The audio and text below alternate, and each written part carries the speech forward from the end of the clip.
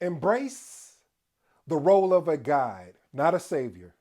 Learn the importance of stepping back to let others navigate their own journey to success. If you're new to the channel, I go by the name of ED. For all you smart and intelligent folks out there, listen, that just simply means Ed. I have an 8-point framework. In these 8 points, I plan to unpack today's title, which is entitled The Guide, Not a Savior. You can't want it more for them than they do. Again, the guide, not a savior. You can't want it more for them than they do. Point number one, letting go. Sometimes, I struggle with this, family, as someone that, first of all, that makes content, that loves, that, in leading projects, like you really want to always be available. You want to give. And I'm learning that sometimes the best way to support someone is to let go. And what I mean by that is by offering support and letting them know, hey, I'm here for you when you need me.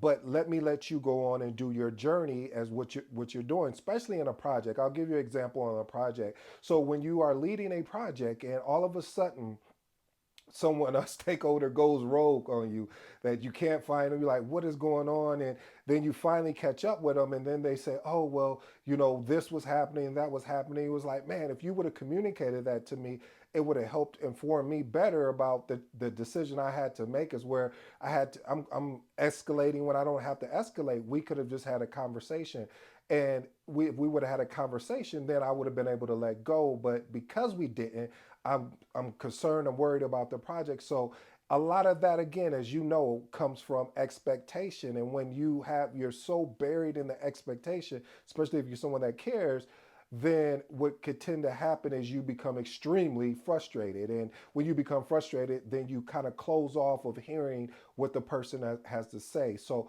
I'll always recommend, and again, I'm learning in progress myself. Again, you know the motto here. We're always trying to get a percent better each and every day. So learning to let go. By the way, family, I do want to let something be known here. If you have your PMP, my mentor, you're going to get a chance to really learn from my mentor, Phil. He has a PM graduate boot camp going on. It's Saturday, the 24th, and the Sunday, the 25th, from 2 p.m.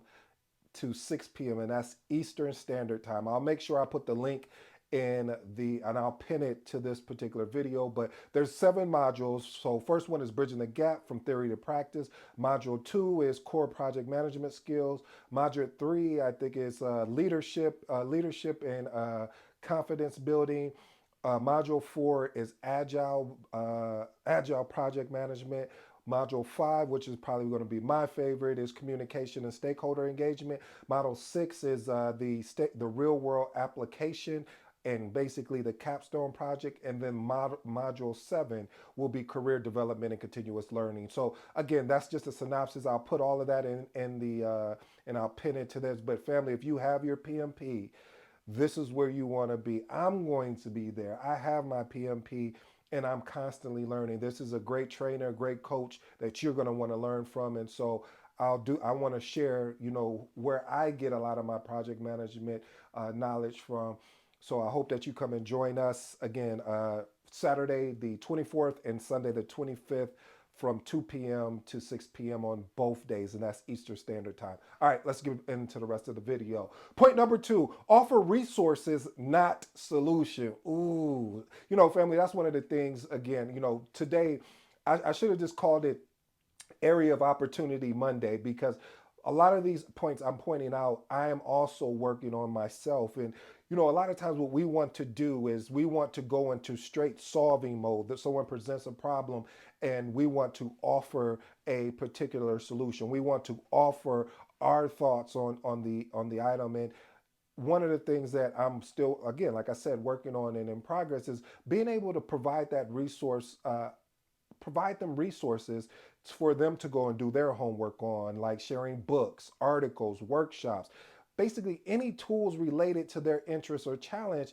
Now what this does is that gives them a chance, watch this, family, for them to have an aha moment. So And this way too, there's really the only obligation that you have is that you provided them the resource, you provided them the guidelines, but now they get the chance to draw out how they want their journey to go. Point number three, focus on their why.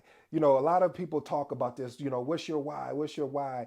And people don't really know how important that is, that when you don't feel like getting up here and making a video, if you don't feel like getting up here and doing a podcast, or you don't feel like leading your team, or you don't feel like going into that job that day, whatever that thing is, and then you find out, oh, my why is the foundation, my why is the opportunity that I have for the thing that I said that I wanted. I like that. See, the reason why I like that is because of the fact of, we say that we want certain things, but one shows up of saying through action, and then the other one is just conversation. You know, conversation. I don't know how many people have told me, "Oh, I want to do this, I want to do that," and then when you say, "Okay, here's the resources, here's the tools, everything that you need to get started," and then you don't hear anything. It's crickets. And there's nothing wrong with that. But the thing that I always ask is, are you interested or you committed? I'm always going to lean on those two. Which one are you? If you're committed, then great. Here, let's do some more. Let's do some more deep diving on this. But if you're interested, again, I mean, hey, I'm interested in a lot of things. I get that shiny object syndrome like most people. I'm no, I am not exempt from that. However, I knew once I made a decision, not a choice, to be committed to project management, to committed to personal development, I knew what came with that was I needed to be committed. I couldn't just be interested in dibbling and dabbling. I had to learn my information, and that's why. As I mentioned earlier, I'm going to my mentor and coaches boot camp, even though I have the skills, I have the years of experience, but it's not an excuse to continually to work on my craft, to hone my craft, to get better with the fundamentals. Because once you learn the fundamentals about project management and you keep growing on them, because the PMBOK is constantly changing, and as the PMBOK, because it changes based on what is going on. Like now we have agile included in there, and it was never, agile was never included in the PMBOK. So I'm saying all that to say this, family, is that when you understand what your why is, I know it sounds cliche and some people even say it's corny, but it works, man. If you work it though, you have to do the work on it. All right, point number four, empowerment over enabling. You know, at the title, I was a little nervous about the title I put because I knew it was going to rub some people the wrong way, but it wasn't about rubbing people the wrong way. I want people as project leaders, as just leaders in general, not to get caught up in trying to be, and not trying to basically enable, but to empower. When you empower someone, you are allowing them to create the self reliance. When you empower someone, you allow them to really grow as a person. And again, they have their own aha moment, but you were the person that was in the passenger seat while they were driving on their journey. Even though they haven't made it to their destination yet, they're still on that journey. So being able to empower individuals and giving them the tools, again, the tools and resources, and most of all, the confidence. A lot of times we forget about that. We have to empower people to give them the confidence to pursue their goals. And once you do that, you need to allow them to step back. You need to step back. And that was one of the very first points that I described. Because if you someone, then all of a sudden you become the bottleneck. That's why one of the things, and I got criticism about it, is like I never wanted to be a bottleneck on any project that I was leading. I always wanted to ensure that the stakeholders had the ability to go and get whatever, if there was a particular document that I kept, and I made sure it was updated and on a SharePoint site, so that way they were able to fish that. Now I am not enabling them to say, oh well, I didn't be able to get that done because uh, Edward didn't give me the document, or because, so I'm eliminating all of these because now everything is actually there. Let's move on to point number five. Inspire through actions. Listen, one of the things I always do when someone wants to get on the journey of going after their CAPM or their PMP, I like to, have a conversation with them, and I like to share my journey.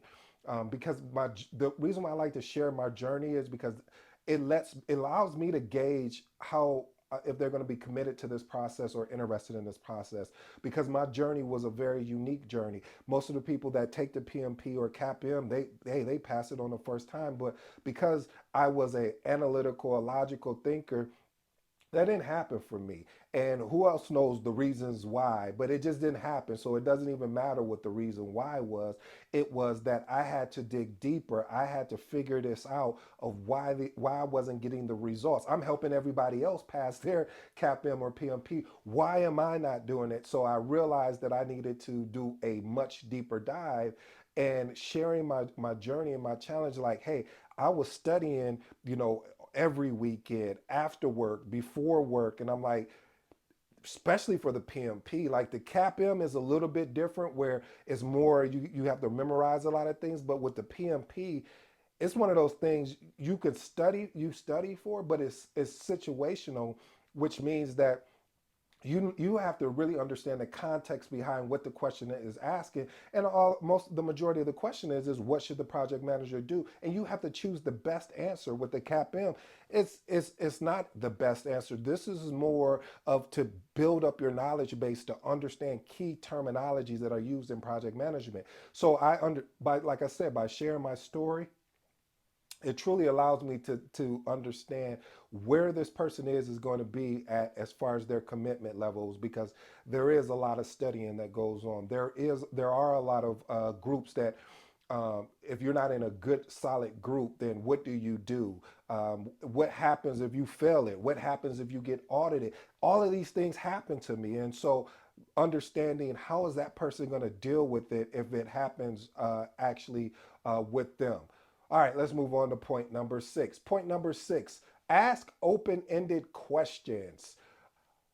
What I mean by ask open ended question is the ability to really create don't have it where it's a yes or no. Is really being able to regularly engage in conversations that truly explore the thoughts and feelings of the goals. Like, here's an example of a open ended question. What do you think would happen if you fill in the rest of it? Now it gets the person to thinking. Now it puts the ownership back on them, and it's not on you, because your goal is whether you're a leader or you're leading a project, whatever that aspect is, even yourself, and you're helping out a friend or family member, the importance of asking open-ended questions again to get that aha moment for them to realize, yes, this is the thing I want to do. Let's move on to point number seven. Model resilience. That's key. I even shared that with you, and I said, family, one of the biggest things I had to do is become resilient when I was taking this test. When I didn't get the success that I thought I was going to get the first time, when I didn't get the success that I thought I was going to get the second time or the third time. And I realized, okay, I'm a PMI put me on timeout. I was like, thank you. Let me go and figure this out. And once I figured it out, boom, I came back and I did damage to that test. And I'm not saying that to impress you. To impress you. I'm just trying to impress upon you, as Les Brown would say, is the fact that it's possible that you can make this happen. And so being able to, again, for you to go dig deep and find out where were you resilient at, and what made you resilient. How was you feeling? What made you push through when you didn't want to? What made you to keep going? So look at that piece. Point number eight, create a supportive environment. One of the things is when you're on a journey, you got to get around people that are like-minded. You got to get around people that want to be supportive, and a way of that is consistent, that a way of that offers encouragement. Because I tell you, this journey, if you're going after your CAPM, your PMP, or whatever the thing is, if you're not even in project management, if you're deciding to get into it, it is a journey. It's not a destination, because once you get the CAPM, once you get the PMP, once you get the ACP, now you're going to have to continue to keep that skill set very sharp. If you don't keep that skill set sharp, you may decide to go on an interview or a job opportunity. They may ask you, so tell me, give me 10 out of the 49 processes, and you be like, huh? Well, you say you have your PMP. You should know what the 49 processes are. Just give me 10 of them. All right. How about you give me 10 knowledge? Give me five out of the 10 knowledge areas. You see where I'm going with this, family. So it's important that you get around like-minded people that can support the environment you're trying to create for yourself and create the wins you're trying to capture. Here's my bonus. I have two for you today. Well, no, do I got two? Yeah, I got two. I'm gonna give you two of them. First bonus: encourage yourself, or basically self reflection. This is something I'm starting to do more of, as far as just more self reflection. Like, okay, how if I make a decision and it didn't go the way that I wanted, what could I have done better? How can I get better at that? So being able to introduce self-reflection practices such as whether journaling, meditation, anything that will give you an opportunity, or just sitting by yourself thinking like, man, how could I have done that better? Uh, because this will really help you long term, and of how you process of making your decisions. All right, the last and final bonus is celebrate the journey. A lot of people don't celebrate their journey. They're so used to celebrating the destination that they forget that within the journey there's certain milestone steps that need to be achieved. And when you don't do that, what you end up happening is you get to your destination and you're like, dang, this is it. Like, I got the PMP. That's it. Like nothing. Versus when you're going through the journey and like, man, you know what? Today I'm halfway through before I get ready to take the PMP. I'm killing it on these practice tests. I'm regurgitating the information really well. I can explain it to anybody on a level that which gives me more confidence. So again, family, learn to create small wins for yourself. So when you get to the destination, as my mom or my dad would say, you don't even have to celebrate because you've already been there. So walk into it like you've already been there. I'm going to give you some closing remarks. I have 3 points that I want to close with. First point: empowerment over enablement, meaning enabling, meaning true support really lies in equipping. That's the key word. I learned that from my mentor, Phil, which he learned through John Maxwell. But the ability to equip individuals with tools and confidence to navigate their own path, and fostering autonomy and growth.